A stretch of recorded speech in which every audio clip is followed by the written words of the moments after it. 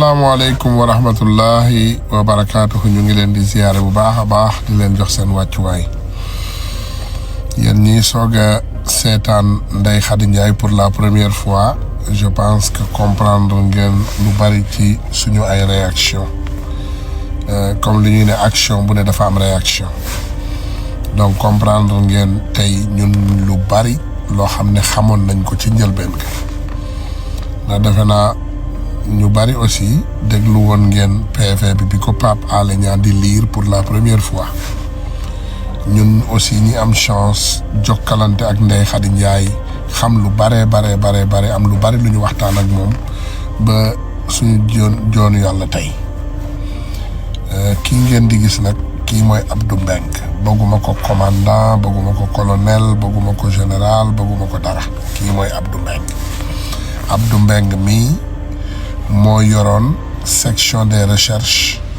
bi ñuy jàpp kii nga xam ne moom mooy Ndeye Khady Ndiaye kii moo ko doon enquête kii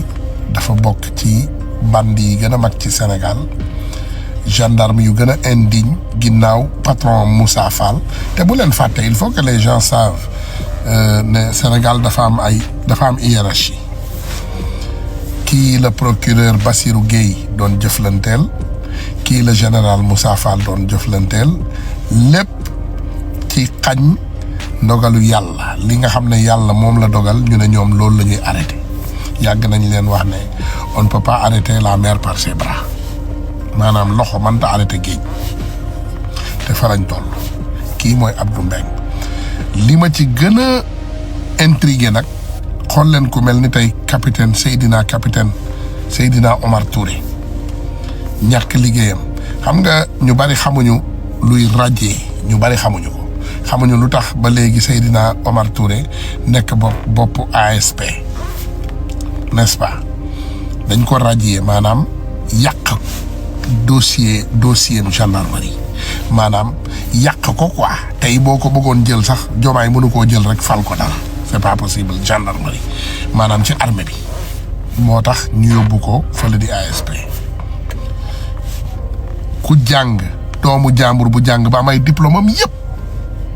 jaarale ko ci yoon ngeen yàq addunaam parce que da ngeen selfish parce que da ngeen soxor da ngeen bon te ba léegi nag li gën a grave ces hommes là ñii ñu mel nii moom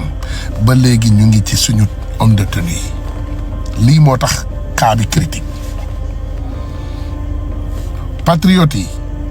ci yoon ngeen nekk de surtout sama genre geeg ñeneen yéen ñi ne bitim réew yéen a ngi ci yoon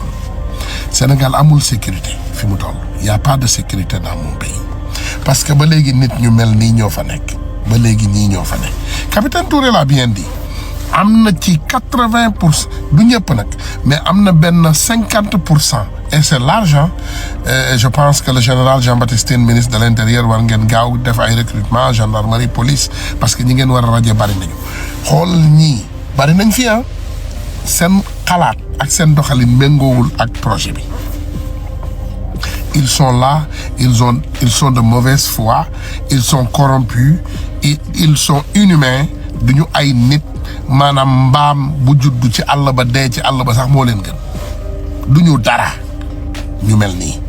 ils sont toujours libres aussi moo tax gis nga jubal jubbanti bii li ñu ci war bari na de voilà gars yi dama leen di ñaan ngeen continuer abonné ci suñu page yi ngeen continuer partager vidéo yi ba ñu ci war a jot ci ak doole nag parce que comme ni ma leen ko waxee ce combat vient juste de commencer justice bi jubadi boobu moo ci am gendarmerie bi jubadi boobu moo ci am biip dinaa leen indil fan yi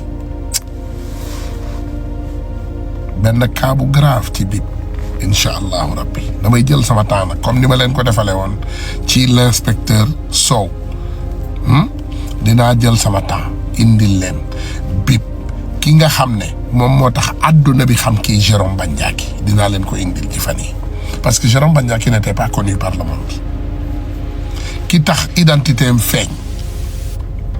ki xeex ak moom l'agent qui s'est battu avec lui agent bi nga xam ne moom moo bañ Jérôme Bandiaky ñëw di dajji seeni ay armoire di fa def banditisme